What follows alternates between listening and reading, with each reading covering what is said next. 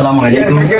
আলহামদুলিল্লাহ, বাংলাদেশের উদ্যোগে ঈদের ভিতরে উপহার সামগ্রী বিতরণের জন্য আমরা দীর্ঘ 1 মাস ধরে সবার ধারে ধারে সবার সহযোগিতার মাধ্যমে আমরা এই বছর রমজানের ঈদে তাই আমরা 70টি ফ্যামিলিকে অসহায় ফ্যামিলিকে আমাদের ঈদ উপহার সামগ্রী বিতরণের কাজ সম্পন্ন করেছি। গতকাল থেকে আমরা বাজার থেকে সব কিছু কিনে আজকে আমরা এই প্যাকেজিংয়ের কাজ সম্পন্ন করেছি। আলহামদুলিল্লাহ, একটি পরিবার ঈদে যে সামগ্রী কেনার জন্য যে সমর্থন না থাকে ওই গুরুত্বপূর্ণ পণ্যগুলো আমরা যেন একদিনে ভালো মতে করতে পারে, খাওয়ার দাওয়া করতে পারে, সেই জন্য আমরা একটি প্যাকেজ করেছি। সেই প্যাকেজের মধ্যে আমাদের থাকছে গরু মাংস 1 কেজি থাকবে। তার পাশাপাশি আমরা এখানে কি কি দিচ্ছি এগুলো আপনাদেরকে দেখাচ্ছি। সেটা হলো সর্বপ্রথম 1 লিটার আমরা সয়াবিন তেল দিচ্ছি। আটি যাচ্ছে রসুন আধা কেজি, আদা আধা কেজি, পেঁয়াজ থাকছে 1 কেজি, তার সাথে আলু থাকছে 2 কেজি।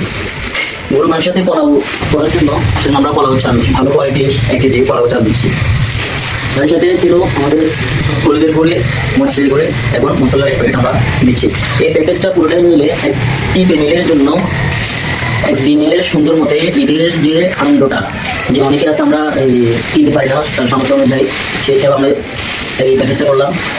আলহামদুলিল্লাহ, আমরা 70টি ফ্যামিলিকে আমরা পুরো এইখানটা দেখতেছেন 70টি ফ্যামিলি আছে। ওই 70টি ফ্যামিলিকে আমরা মাগরিবের পরে ধাপে ধাপে যাদেরকে আমরা সেল করছি, যারা খাওয়ার উপযুক্ত তাদেরকে আমরা প্রত্যেকটা ঘরে ঘরে আমরা পৌঁছে দিব। এবং কাউকে এখানে আসে লাইন ধরে কাউকে লোক দেখানো আমরা ওই কাজটা আমরা করতেছি না। আমরা যারা খাওয়ার উপযুক্ত তাদেরকে নামটা লিস্ট করে যাচাই বাছাই করে তাদের প্রত্যেকটা ঘরে ঘরে আমরা নিজ দায়িত্বে আমরা তাদের পৌঁছে দিব ইনশাআল্লাহ। তো আমাদের জন্য সবাই দোয়া করবেন, মধু আশার যুব ফাউন্ডেশনে দোয়া করবেন। প্রত্যেক বছর রমজান ঈদে এবং পাশাপাশি বিভিন্ন সামাজিক উন্নয়নমূলক কাজে আমরা অংশগ্রহণ করে থাকি, বিভিন্ন মানুষের বিপদে আমরা এগিয়ে আসি।